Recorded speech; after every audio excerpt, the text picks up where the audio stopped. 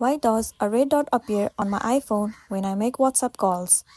Well, if you have noticed a red dot appear on your iPhone while making a WhatsApp call, then don't worry, it's not an error. That red dot is actually the iOS recording indicator. Apple added this feature to show you when the microphone is being used by an app. Since WhatsApp needs access to your mic during a call, iOS displays the red dot in the status bar or at the top of your screen. It's just a privacy and security feature to let you know your microphone is active. Once the call ends, the dot disappears.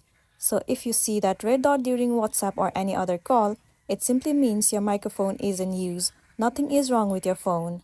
But if you want to turn that off, and then simply move into notifications option. Scroll all the way down to the bottom and search for WhatsApp. Once you find it, click on WhatsApp. Simply turn off this option buzzes. Now whenever you make a call, the red dot will not appear. So that's the end of the video. If this video helped you, give it a like and check out our next tutorial. Thank you.